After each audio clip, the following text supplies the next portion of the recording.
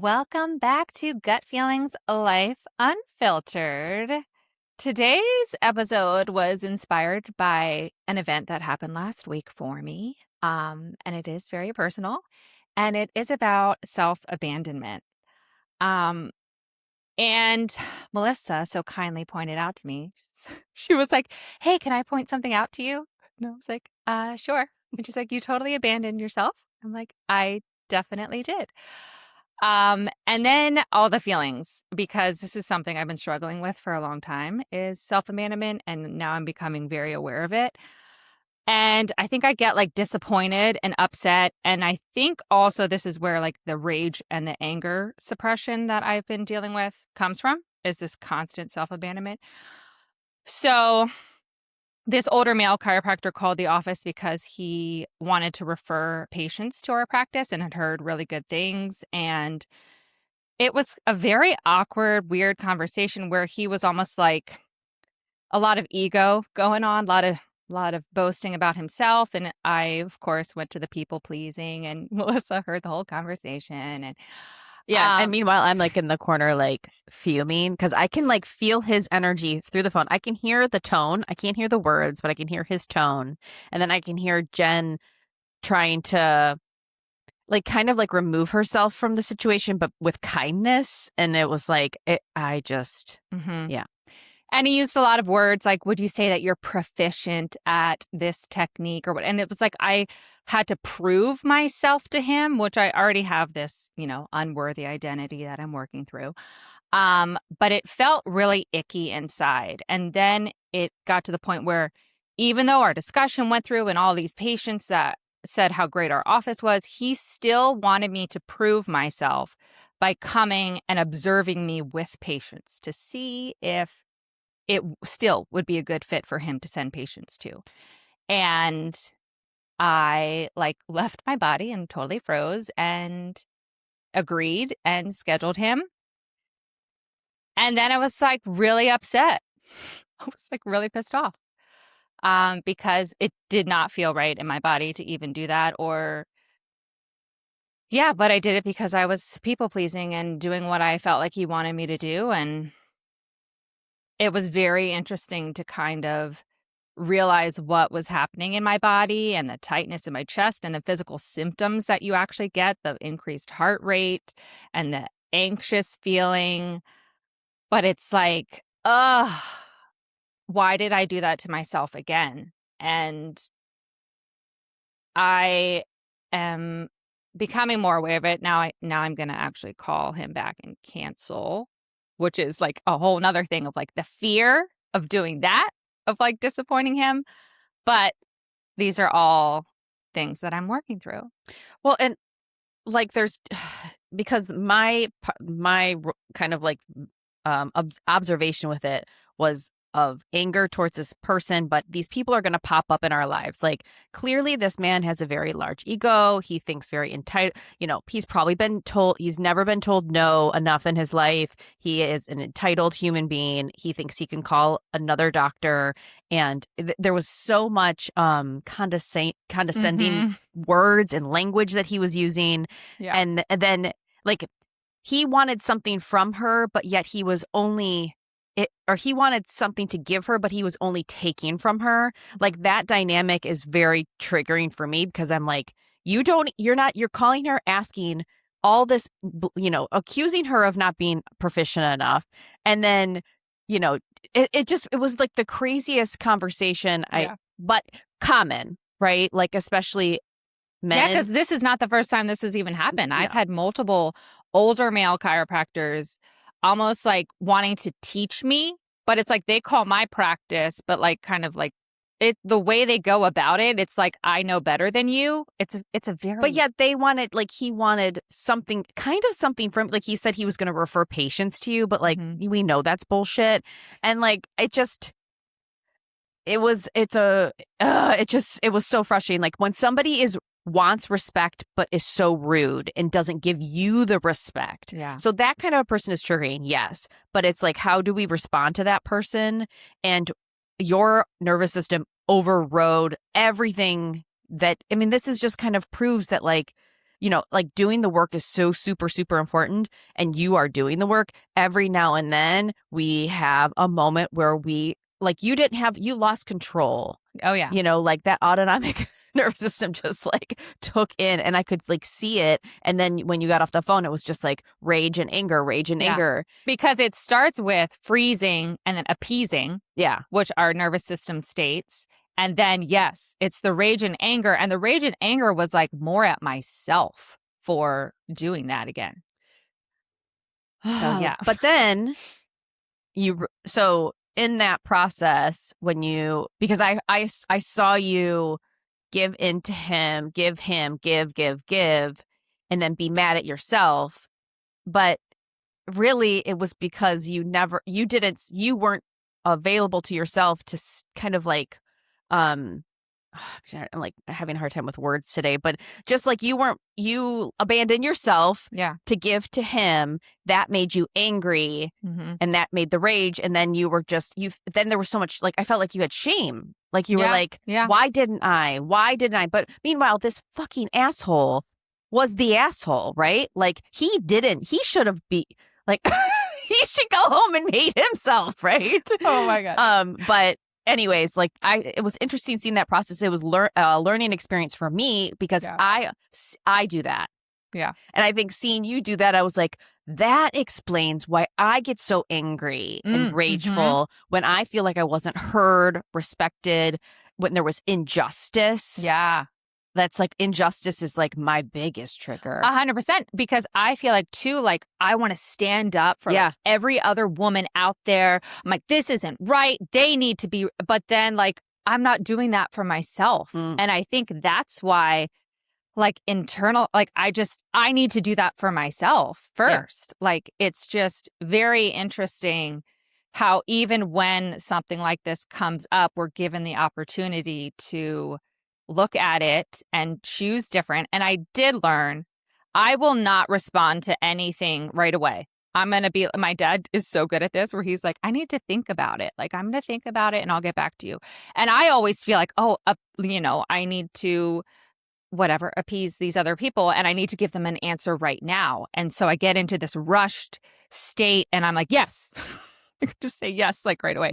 So I've learned that I will not be doing that in the future. Well, I saw that Medium, Karen Sarlo, and that was like one of her biggest messages to me is to always take and like get into such a habit of not saying yes right away that everybody around you expects it. So like all your people, and to the point of, if you respond quickly, they say, why don't you take a minute? Because they know you and they know you need a second. Yeah. And so, because I asked him like, oh, I'm going back to work. I'm taking care, like how can I like balance and take care of my mental health and my physical body, like with my time? Yeah. And she said, don't respond right away. And I was like, yeah. So good. Okay. So let's talk about what self-abandonment is. Yes. Because we're spitting out a lot of like our own journey, but then I want you to know that it looks differently for tons of people, right? Yeah. So it is when you disconnect from your own needs, your own truth, your body signals, your desires, your boundaries. We got to do a whole episode on boundaries. Okay, your intuition, in order to preserve connection, like avoid conflict, avoid discomfort, and also like gaining approval from people. But that's like the people pleasing, or just like just to feel safe, like, when you feel safe, right? So it can sound like, I do not want to make them mad. I should be fine with this. So you're like telling yourself that it's going to be fine, even though your body's giving you cues that it's not. I do not want to be difficult. That is because we, as little girls, when we were difficult, it was a major problem. So we had to stay quiet, small, safe. I can handle it. I probably use that one a lot because I've been through so much. I think I can handle so much. Yeah. It is not that big of a deal. I do not want to disappoint them. I will just push through. They need me. I should be so grateful. I am probably overreacting, and I will deal with myself later. Always. And that last one is really the essence of self-abandonment, right? I will deal with myself later. Yeah. Absolutely. So, yeah, and women are praised for this all the time, being like low maintenance, like I'm easy. I mean, we had a patient the other They day. always say that. She was she was like, oh, I'm easy. And I'm like, and then there was like all these things that she can't do, which is totally fine. Like, we love that. Like, I want you to tell me as your chiropractor, like, tell me what you need. But it's like, I'm easy. And it's like, you don't have to be easy with me. I was going to say that. You don't have to be easy. Not with us. Yeah. Be hard. Yeah. Be specific. Be yourself. Be yourself. Yeah. Yeah. And I mean, there's nothing wrong with being like generous or caring, but there is a big difference between love and self-assure. Yeah. Or like, well, when you are like self-eraser, like, so you like erasing yourself from the picture. Oh, Like, yes. Yeah. I mean, because love says, I care about you and I also matter. Yeah. But self-abandonment, that's like where I will disappear so you can be okay. And this is where the health impact of self-abandonment, this constant low grade fight or flight, where we don't even realize it because it's like happening through our subconscious, because subconsciously we're going through the nervous system. It doesn't feel safe. So then it self-abandons, it appeases, it freezes. And then just like all of this is happening and we don't even realize it. I know. I don't think people are not really seeing that. Like, well, yeah, I get angry. But then like I think about what that experience for you was like. You got super angry. Like, what did that do to your blood pressure? What did it do to how you were digesting your food, like your lunch? Like, how, not digesting. I mean, where's the blood being shunted from that you needed actually? Not my gut. I was ready to punch. You were so angry. I was like, oh my God. And well, even after you left, I freaking was rageful. Yeah. Did you punch a pillow? No, I screamed and I cried. Mm-hmm. And I actually recorded a video of the whole situation, but like my makeup is like screaming down my face and I was cussing so much. I was like, I can't post this. This is God, I can't want to so send it to me. Yeah, well, I don't want to get on a tangent about that guy because that guy was the fucking worst. Oh my God. Sorry. But then I go to like parts of me are like, okay, he actually had an unworthy identity where he was trying to prove himself to me by saying all of the great things that he did and does and how everybody loves him and seeks him. But then I was like, okay, does that mean I let him still come? Mm-mm. And then I was like, no, it still doesn't feel right. And I need to not abandon again. Like we might even overanalyze the whole situation and self-abandon for a second time. Yeah, because like, sure, you can say all those things for him, but like we're still humans, you know, like just because he had that kind of a life doesn't mean we have to be a part of it. Yeah. And I don't have to have a reason to say no. I can say no because it doesn't feel good. Yeah. Even if he was nice and you're like, listen, I've got a lot going on. You can say, even if it feels like a good opportunity, but you're like, not now, I can't do it. And honestly, it's so crazy the way the universe works and like God and like our life, because if that is not serving you, even if he was kind and respectful and you were like, I can't do that right now because I have too much going on. I bet 6 months from now, another freaking person will come in your life that brings even more, right? Like we just have to be, it's hard. So anyways, let's talk about what it feels like, what self-abandonment feels like. How does it show up in our body? Yeah. So you feel tired, but you keep on pushing through. You feel hungry, but you keep on working. Or like the other day, we've talked about this before, I would see patients and I'm like, have I even gone to the bathroom today? I know, we always do that. I'm like, oh my God, what's happening? Yeah. And you feel resentment, but you keep on saying yes. Always you feel resentment. a boundary, but you set a boundary, but you ignore it. And you're like, well, next time I'll do it. Or you feel some pain, but you just like disregard it. This one's a hard one. Like pain is tricky, I feel like, because of what we know about these pain patterns. So like maybe we could talk about that in another episode. We have talked about it before. We don't want to minimize it, but we also we need to just observe it. Yeah. But whatever, I digress. You feel like intuition, but you talk yourself out of it. This one's also hard because there's a lot of voices in my head. Okay, we got a lot of girls up top, and they're all got a lot of chatter. Oh yeah. And I'm like, which bitch is my intuition? Because one's just a son of a gun and she's just not very nice to me, and then one is like so sweet and angelic, and I'm like, okay. And then I probably the intuition somewhere rattling around up there. Sometimes it's hard when you have a lot of noise. Yeah. So over time, the nervous system began to live in the state of threat when you're constantly doing this. So it, like that threat, urgency, the shutdown, or the hypervigilance. So over time, it's just like this chronic behavior. I mean, this is where I feel like it connects so deeply to our health, and like why I even wanted to talk about it in a podcast episode is because for me, this is like a big piece too with autoimmune conditions, because the body does not experience self-abandonment as, I'm being nice to this other person. The body may experience it as danger, disconnection, and lack of protection. And I feel like for me, I've been really focusing on how to feel safe and how to feel safe in my body, because I think that's a massive piece of my healing journey, because even when I had that horrific back pain, which could have been MS flare, I don't even know what it was. It could have been a combination of all the things at one time. I did not trust my body. I had so much fear for my body because that pain was like next level, the worst thing in the whole entire world. I thought I was dying. I told my husband that multiple times. But I just feel like I've now been trying to rebuild this connection, this self-trust. But then when I do this self-abandonment thing, there is no trust there. So it's like, that's where the anger comes back. So it's just all this. Yeah. Yeah. So, I mean, when we look at the nervous system connection, the nervous system is constantly asking, am I safe? Can I rest? Can I digest? Can I repair? Can I speak? Can I take up space? Like, can I trust myself? Like I said. So self-abandonment often sends the opposite message of what I want, which is safety in my body. And it says, do not speak, do not feel, do not need, do not upset anyone, do not trust your body, do not be too much, or do not choose yourself.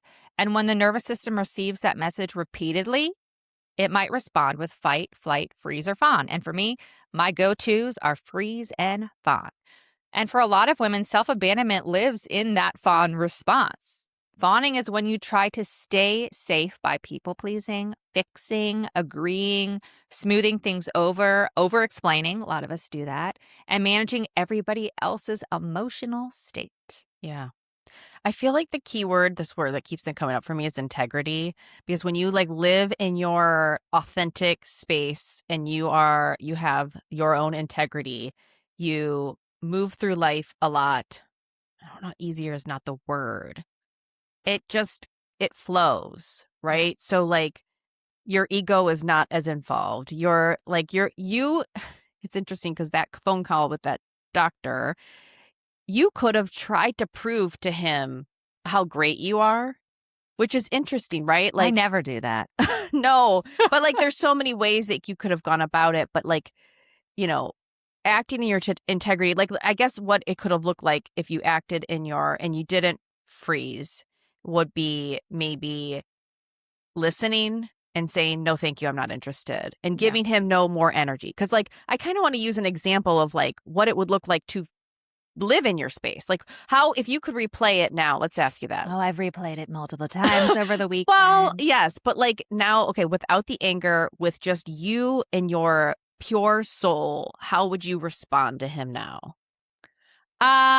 I would say, I appreciate you reaching out. I will take the best care of whatever patient that you send to me, and that I don't think it's a good idea for you to come and shadow, because number one, it's uncomfortable for the patient. It's different if it's a learning environment where a student is observing, but when a doctor is observing for the fact of basically me proving myself or proving my worth, it's uncomfortable for the patient and it's uncomfortable for me. And honestly, like, if I am being honest, like the time that I'm with a patient for me is like sacred. Like I want to connect with them. Like I want to give them 100% of my time and my love and my energy. And like, I enjoy that. I love that. And I think my patients enjoy that. But when there's some man standing in the doorway kind of critiquing me, that feels icky. I don't think I could word it exactly this way, but no. I am going to call and cancel, and I'm going to say something similar in a nicer way. That was nice. That was you authentic. I mean, you weren't mean to him. You were not rude. You were respectful, and you told your truth. I mean, what is so, like these fucking fragile people out there that impose their own shit on other people? Sorry, it's just insane to me because The I bet anger. he's gonna take it now. Like you have to prepare yourself Yeah. for him not taking it well because of who he is as a person. Yes. He's fragile. Yes. And then it's, then now I'm replaying his response, what he's going to Oh, say. Then right. what am I going to say? Hypervigilance. So it's really taking up too much of my energy and time and my mental capacity. And I just, I'm not going to self-abandon, but I am going to say this. And I need to detach from the outcome, basically, of his response. Well, okay. So we teach people to observe. I wouldn't try to detach. I would just try to like live in the space of like. I mean, detach, I think, from feeling responsible for him Yeah. and his. Yeah. Okay. All right. Cool. But again, let's go back to how this impacts our health. Yes. Like we even said, digestion, like Mel said, like which I am going through some digestion issues. Sure. This is probably a big piece of it. Even our hormones, that chronic stress, guys, that impacts our cortisol rhythms, which I've done testing, and my cortisol rhythm is completely flatlined. Hey, I wonder why, because I've been living in this chronic low-grade fight or flight all the time. Our progesterone tanks when we're living in chronic survival mode. Hi, I have low progesterone. Our thyroid conversion, where we want our T4 to convert to T3, which is the active form of thyroid, that's going to be impacted by high stress like this. Blood sugar, our insulin sensitivity, ovulation. Are you ovulating? A lot of women in this time with a lot of stress don't ovulate. Hello, that was probably me at times. Libido, like so many women come to us and are like, I have no sex drive. Well, of course not. You're living in like survival mode. PMS symptoms, perimenopause symptoms, like the body is always going to prioritize survival above anything else. So why would it even? But then when we talk about the immune system, why for me, after I had my rage moment and screamed and cried, I looked in the mirror and I was like, you cannot keep doing this to yourself. Like, I know for me with MS, like this overactivation of my immune system and the dysregulation in the immune signaling and the inflammatory signaling for women with autoimmune conditions, this is a huge piece that actually matters and we need to look at. Yeah. Let's talk about sleep. Sleep Because I can't not talk about sleep. Yeah, you wake up at 3 a.m. in the morning. Hello, that's me. And you feel tired but wired. You may replay conversations. Hello. Yep. Oh, Sure, God. sure. I got to release. I actually I'm trying now that I'm back fully seeing patients. I'm in an office. Like I have to release the patients of the day, send them on their way because I will lay in bed and think about all the things that should have been said, were said, what I should do next time, all the things, but I have to find a way to release it. Yeah. And then you may feel like your body never fully lands, you can never just settle into the bed and feel your body. That settling feeling, it feels so good once you get there. But also, okay, so pain and tension, self-abandonment often comes from bracing. You're on guard, you tense your jaw, your neck tightens, you have pelvic floor tension, and which is going to affect your libido for sure. And then shallow breathing. So you're going to probably not take those full inhalations, exhalations, and headaches, or even gut gripping, you're tensing up like you're going to get punched in the stomach. Always, yeah. I mean, you're not going to really digest great if No. you're constantly doing that. And then even some shoulder tension. These are all signs that the body is holding on to what that voice did not say. Yeah. I mean, it's interesting because, I never want women to hear this and think oh, great, I caused my symptoms. I did go Good through point. that Yeah. where I was like, oh my God, I caused my MS. I caused all of this because of self-abandonment and people pleasing and the fawning response and the freezing response. And we're not blaming that. Is not get that out of your head right now. This is just awareness that if self-abandonment was a survival strategy, we honor that. It tried to keep you alive when you were younger and we did this. We had to. We felt that if people didn't love us, we would be alone on the streets, which is this fear that pops into my head all the time with my failure. I'll be alone on the streets. Um, and we need other people to take care of us because we're children. So we have to almost like thank this old pattern. But what's so cool about the brain is that it's neuroplastic. We can rewire these survival strategies and patterns that we've been living in. But the first piece is the awareness piece, like, oh, okay, this is what I keep doing. And then the more awareness, then we can change that through creating safety in our body. Like safety is the biggest thing, and then choosing something different. Yeah, there is like a whole process with with the autoimmune. Like I remember doing the same thing, like thinking when I was diagnosed with Graves, it was like, okay, what can I fix? Mm-hmm. What have I done? I didn't know about necessarily like the mind. Did I guess I did know a little bit of the mind body, but not to the extent that I do now. But yeah, it was like, I'm gonna fix this.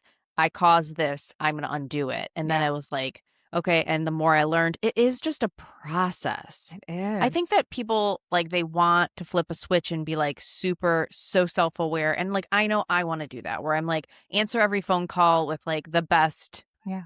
like, fight injustice, stick up for what I believe in, stick up for myself and the people I love, and then like tell people I wish I could just all do that well and right, but we are human. Yeah. And this is like a learning experience. Like us on this planet is not meant for it to be super easy. We're going to have stuff pop up every now. Like once you clear up one thing, then another thing kind of pops up. And then people show up in your life that challenge you. And then you're like, how do I learn from this? We're given all these wonderful gifts of, So many. they don't feel like gifts, but we're giving these opportunities to really work on strengthening what we want. Yeah. And yeah, I mean, when we look at the common signs of self-abandonment showing up, you probably are aware. You might be even thinking of some right now, like you feel guilty resting. Who doesn't feel guilty I mean, maybe some people don't, but I definitely do. And a lot of people over explaining their boundaries, and you ignore your body's signals That's a good until they one. become Mhm. symptoms. Mhm. That's a lot of us where I think we've noticed the whispers, but we ignore them until it's like full blown. No way. Mhm. Yeah, and you constantly need reassurance that people are not upset with you. I I know I do. Like if somebody doesn't respond back or doesn't answer a text, or then you go to what did I do wrong? All of these things. Mhm. And a lot of this is things that can create resentment. And that was like another thing that I was dealing with because I wasn't speaking up. So then I had resentment. But resentment is often a smoke alarm that a boundary was crossed, and sometimes by somebody else. But often it's us abandoning That's ourselves. so true. I have resented people in my life, Yeah. and it's always because it's so true. I always abandon myself in the moment. Hmm. Or, I abandoned myself, or I tried to not in there. I was not heard. I d- like I'm thinking of one specific thing, but I'm not going to share. But it's just like it's like I tried to get the words out, but the people weren't listening. Yeah. And I kept on trying to say the words and they still weren't listening. And then the person was like, well, it was all your fault. And I'm like, oh my God, what did that? Like how, and that's Yeah. irritating. And that is the resentment. But it's like, I did the best I could. Yeah. I don't know. It's tricky. Relationships are really, really hard. I don't know. Did I make sense on that one? Yeah. And I'm trying to think of like, well, how in that circumstance, how do you deal with that? Because that probably is a common one. But the only thing you can control is yourself. So if you didn't abandon yourself and said what you needed to say in a way that you needed to say it, like from a regulated nervous system, I guess that's all you can do. And the rest But is, the injustice of not being heard yeah. is a trigger for me. Yeah. And so yeah, that's something I have to. I Yeah, think like that is for a lot of people. yeah, I mean, think like your phone call, like where it's like even I was triggered by your phone call because I'm like, this guy, like that kind of a thing. And like, even if you said all the words, this man would not have heard you. Yeah. And that's annoying, but we can't control what they feel. Yeah.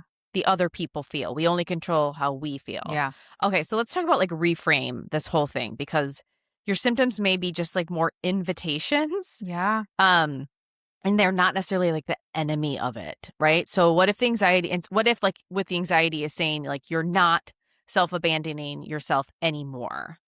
Or what if diarrhea is saying, I am living in urgency. Always urgency. I gotta shit. So much.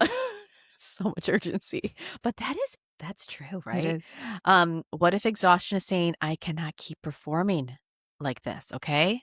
Like, stop. Resentment is a boundary belongs here. Yes. That one feels good in my body. Mm. What if like of the flare, like a flare up is saying this pace is not sustainable? And last one, what if the body is not betraying you? What if it's trying to bring you back to yourself? Yeah.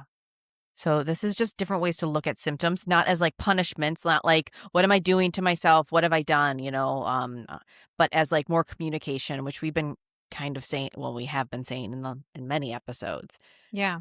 I mean, so let's talk about how to start healing from self-abandonment. Healing self-abandonment does not mean you suddenly become selfish. We know that. Like, we're not going to be harsh and rude. Like, I've seen so many memes about like women in perimenopause and how you become a bitch. And like, I get it. Like, I laughed initially, but now it's like, that's like, and now I'm like, I don't relate to that, because I'm not going to just become a bitch, but like, and I don't like the whole connecting to doing what's best for you as then you're a bitch. Like that doesn't feel good either. You're connecting deep to yourself. You're doing what you need. You're not self-abandoning. And that makes you an amazing person. Like, honestly, like, that's beautiful. So don't think of that as a bad thing. But the biggest thing for me and what I wished I had done was pause before I said yes.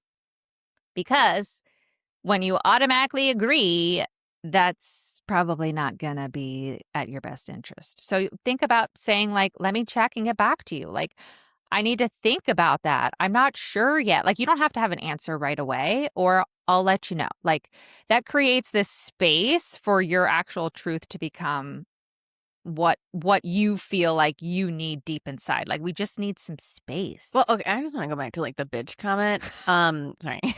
I feel like the people that may think that we're being bitchy have really been comfortable in the space of us self-abandoning. Yes. So when we start speaking our truth and living in integrity, those people are like, oh, I just never can say the right thing. Oh, I'm always upsetting you. I can't keep up with all the things and the changes. And it's like, yeah, well, I am changing. And you can respond with that as like, you're right, I am changing. Yeah.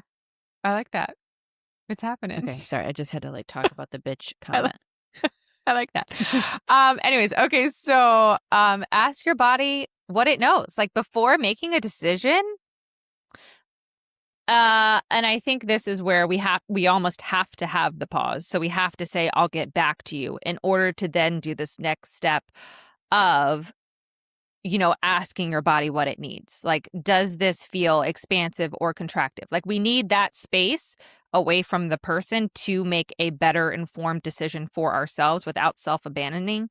We need to know, like, do I feel open or tense? Like, connect to your body. Like, I know in that moment when I was on the phone call, I felt so contracted. I felt so tense, and my body was saying no.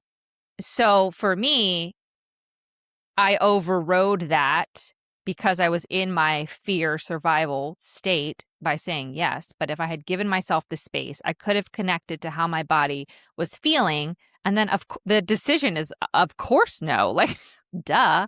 So then because I overrode all of that, the resentment comes in. So resentment is data. So we want to ask, where did I say yes when I meant to say no? That will make you feel resentment. Where did I overgive? Where did I expect someone to notice my needs because I did not express them? Yeah. Nobody notices your needs. No, and nobody, well, that's not fair. Yeah. Because like the only person, like, you have to tell them what you need. You can't, like, 100%. Yeah. they can't read your mind. And where did I abandon myself to keep the peace? Yeah. So all of these things create resentment. And I know that I've lived with some resentment. So we don't want to live that way either, guys. So all of these things, like when you're feeling that, track it and practice small boundaries. So do not start with the hardest conversation in your life. Start small. So I cannot do that today. That does not work for me. I need to rest tonight. I'm not available for that. I would love to help, but I do not have the capacity. Mm-hmm. So these are all small little things, and keep the promises to yourself. I feel like for me, what was triggering was when somebody would say something like, I don't know, they'd be like, you need to do this or that or whatever. And then they would not do that thing they told me to do. That was really triggering for me. I'm like, you don't do it. Like, what are you telling me to do that?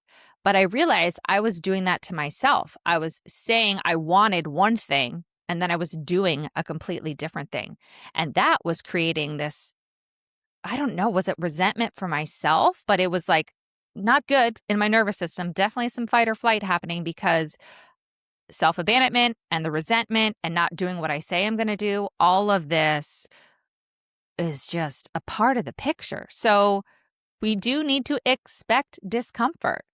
Choosing yourself may feel uncomfortable at first, 100%.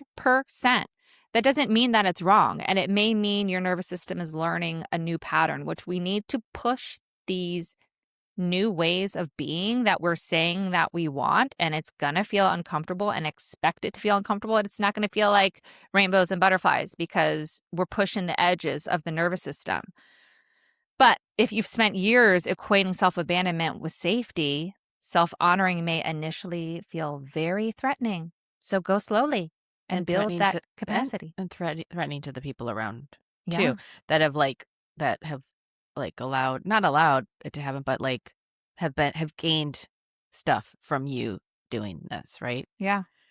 Yeah. So all these points are so, I really love all these points that you made.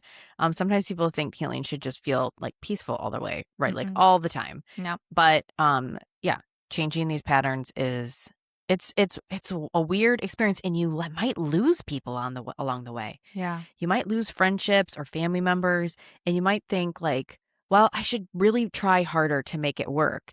And sometimes you just can't. Yeah. And that's okay. Yeah. But No. yeah. And there's like a little practice you can do. I mean, I would say the biggest thing in the moment is being aware of it. Like when we've built interoception. And why can't what the word's not coming? It's okay. It's the okay. words lose space in my brain. Anyways, I'm gonna let go of that. Okay. Anyways, we build this ability to feel what we're feeling inside. So like I had this conversation, I was feeling my heart rate, the tightness in my chest.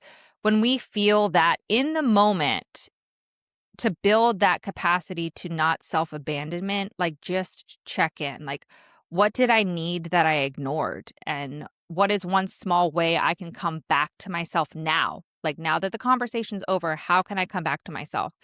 You know, do you need a drink of water? Like something so simple, like do I feel hungry? Do I need to eat? Like, do I need to cancel a thing that I said I was going to do that like honestly doesn't feel good right now? Like, do I need to take a walk? Do I need to rest? Do I need to ask for help?